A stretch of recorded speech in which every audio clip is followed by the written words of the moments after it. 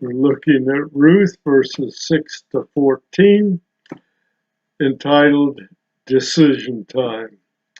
Well, in a foreign land, what do we have? Two daughters-in-law, no husband, no sons, no family support of any kind. That put Naomi in kind of a hard place.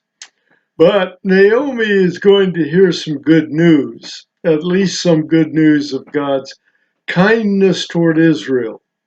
It's going to help her finalize a decision we've talked about before, a decision that she has to make. There's no doubt about it. Let's look at verse 6. Then she arose, that's Naomi, with her daughters-in-law, remember that's Orpah and Ruth, that she might return from the land of Moab, for she had heard in the land of Moab that the Lord had visited his people in giving them food. Now, we don't actually know what God had done to end the famine. That was the original reason that the Israelites, Naomi and her husband and two sons, moved to Moab. If the famine was the result of drought, then God probably brought rain. If the famine was the one in Judges 6 that some people believe it was, the problem wasn't drought, but it was an enemy that destroyed the land. So in that case, we wouldn't know how Yahweh intervened. Unless, of course, it's been 10 years later, so God could have intervened any number of times in any number of ways, and she just now happened to hear about it. We simply don't know. But regardless, God had evidently improved conditions in Israel enough so that word got around and Naomi was encouraged. Now, in verse 7, which follows, it's going to tell us that Orpah and Ruth began the trip to Jerusalem or to Bethlehem with Naomi. Let's look at verses 7 and 8. So she, Naomi, departed from the place where she was, that was in Moab, and her two daughters-in-law with her. And they went on the way to return to the land of Judah. So here she is taking off for Judah with her two daughters-in-law. So you might wonder, why did the younger women go with Naomi? They were Moabites and she was Israeli.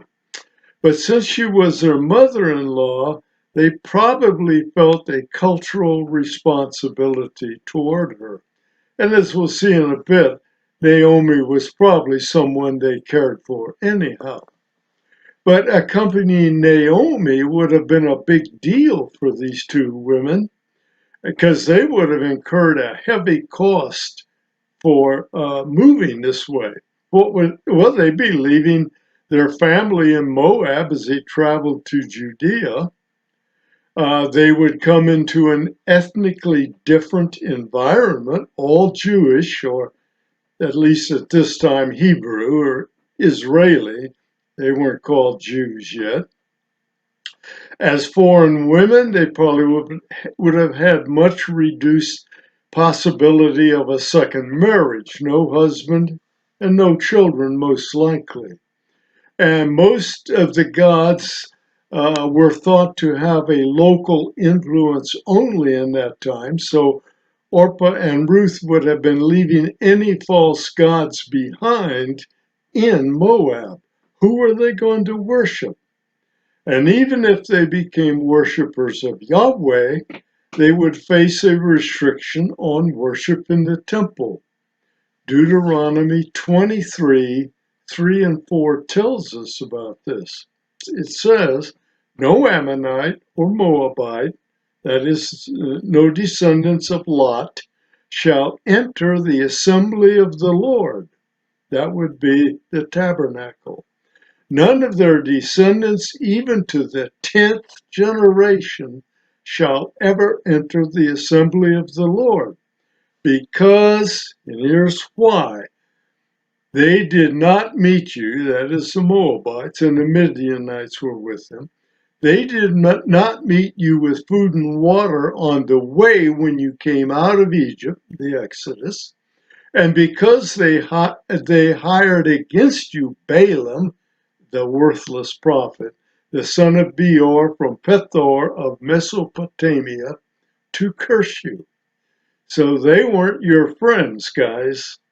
So don't let them in the tabernacle. But let's get back to Naomi. Shortly after setting out, Naomi evidently thought of what the prospects for the two would likely be. She realized that Orpah and Ruth would pay a heavy price, so she sought to release them from any personal responsibility to her. Well, what do we see? Let's look in verse 8. See how she goes about doing this. And Naomi said to her two daughters-in-law, "Go, return each of you to her mother's house." And we'll talk about that in a moment. May the Lord deal kindly, and that's Yahweh, capital L, small capital O-R-D. May Yahweh deal kindly with you as you have dealt with the dead. That would mean the husband and the two sons, and with me. So the girls, if I can call them that, evidently had treated Naomi, the husband of Naomi, and their own husbands quite well. They had been faithful wives and daughters-in-law. By the way, the typical response to a young woman would have been to encourage her to return to her father's house, not her mother's home, since the father would have become the one who was the responsible male, the father of each of the two ladies. Did you see, though, that Naomi said her mother's home? This term may have referred to some quiet apartment-like portion of an ancestral home. The idea seems to be that the ladies would go to their mother's home and they would seek the care and comfort of their mother while a new marriage would be arranged or might be arranged. And people also point out that, of course, that the daughters, in talking about a possible marriage, would probably speak with their mother, not their father.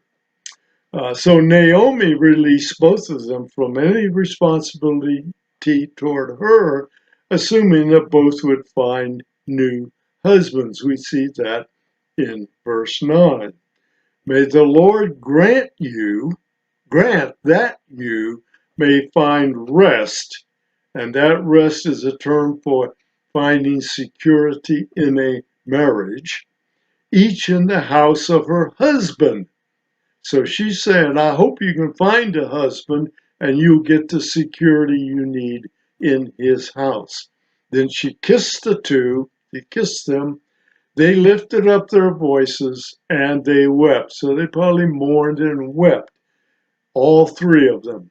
So it's a tearful time, so it indicates there was a mutual bond of love between the three of them. And notice that Naomi petitioned Yahweh, not Chemosh, the Moabite god, or Baal, either one, for a husband. So she petitioned Yahweh, not the local false gods or idols, for a husband for each of the two women. And we mentioned that the word rest here meant security in a marriage. But Orpah and Ruth balked at the idea of staying in Moab. Very interesting. Verse 10.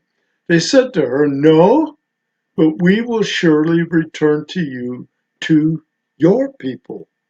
So both women insisted on staying with Naomi, accepting the fact that they would live among Israelites, not their own people, the Moabites. So who would the two women worship in Israel, since they would have believed Chemosh did not exist in Israel? So they wouldn't worship Chemosh or Baal. Who would they worship?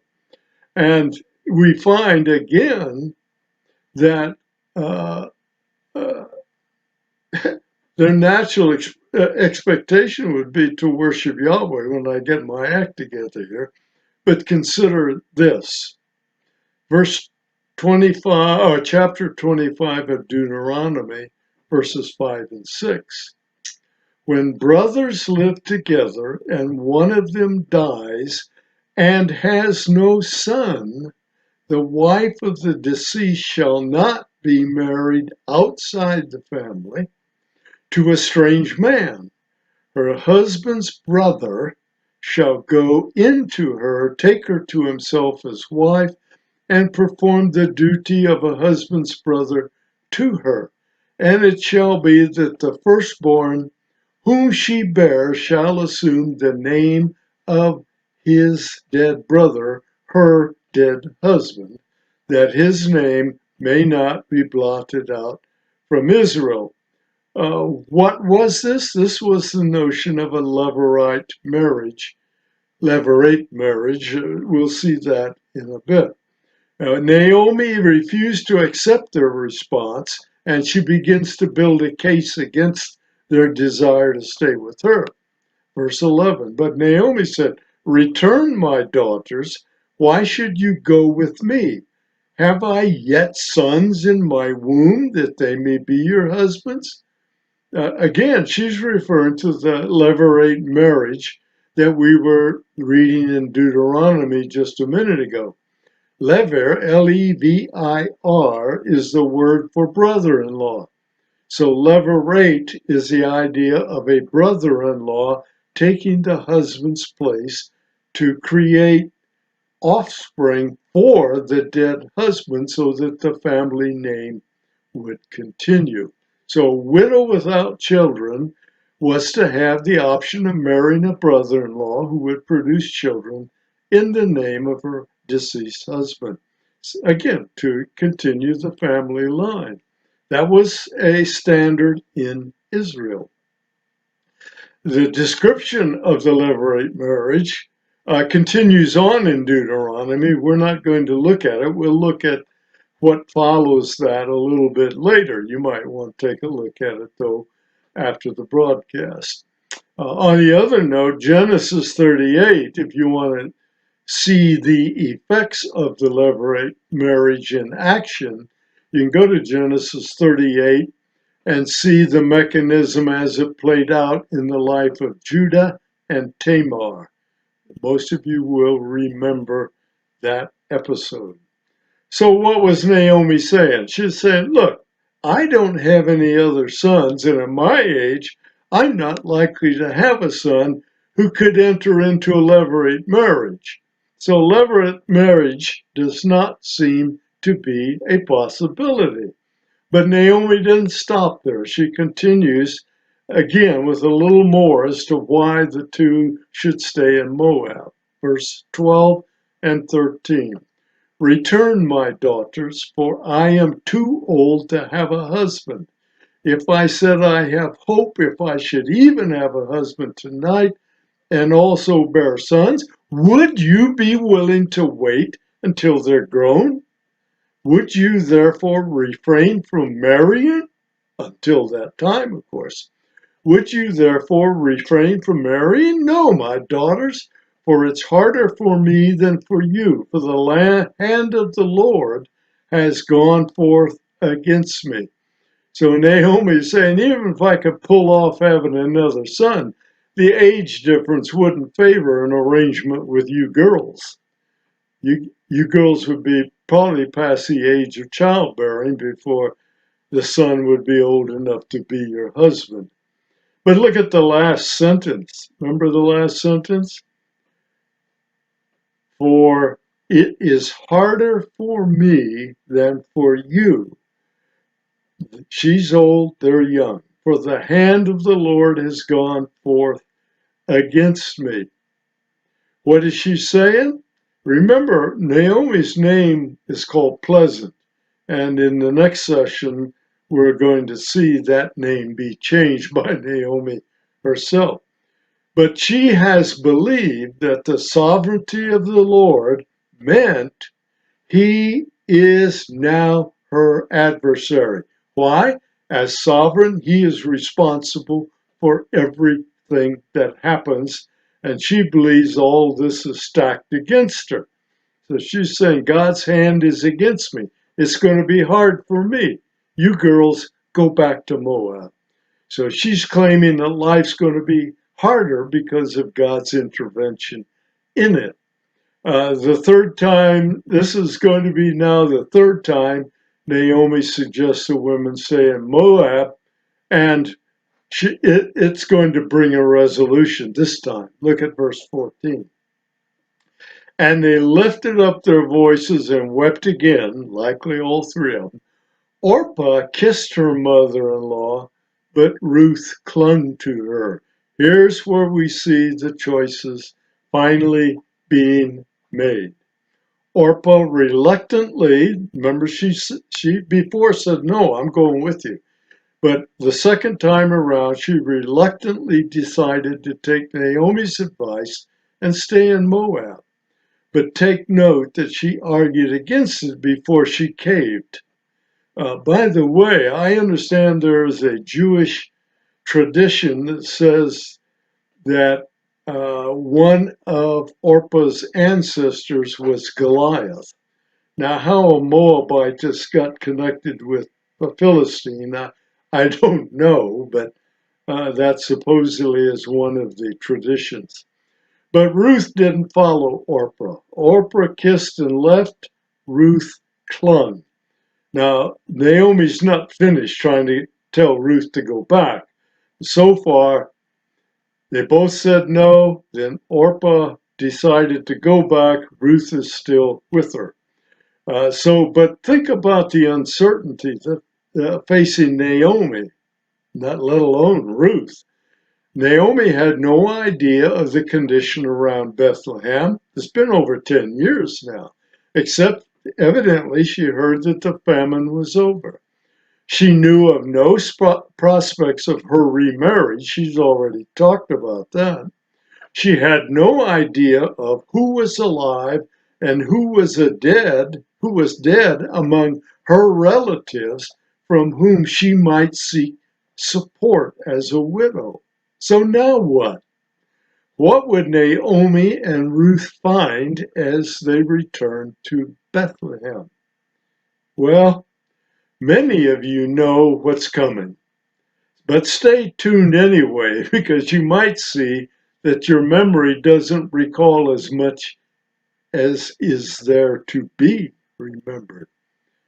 Our takeaways from this short session. First, the picture of Orpah as a cold, insensitive woman who left Naomi fails to take note of her original no. Both women appeared to love Naomi, implying that Naomi must have been lovable and must have been an upright, caring woman herself. We would assume that the case, although we're going to find out she may not have been that right at this moment. Only Yahweh was known by his people to not be limited to a given territory. The Israelites knew that their God was universal. He was not the God of Israel. He was the God of the world.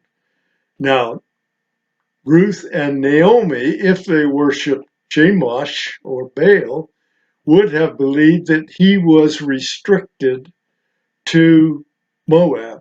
And therefore, when they moved into Israel, they would have no access to him. Naomi at least believed that Yahweh can be petitioned through prayer. She prayed to him, asking for husbands for the two women. And she believed that Yahweh is sovereign. But Naomi's view was kind of unwarranted. It was Naomi's husband who was the trigger for her plight in Moab. God didn't tell them to leave Bethlehem, go 50 miles southeast into Moab. He didn't say that at all. it was Elimelech's own decision to do that. So he's the one who put Naomi in this plight. Now, that does raise a question, however. If you take Naomi's view of sovereignty, we'd ask this question: might God have been the cause of the deaths of the three men in order to arrange the current predicament? That's assuming that he wanted to get Naomi and Ruth back to Israel. So the only way he could do it was to leave Naomi with no other choice. Some say they believe that's the case. But at least we know that Yahweh certainly allowed their death. He allowed Elimelech to take his family to Moab.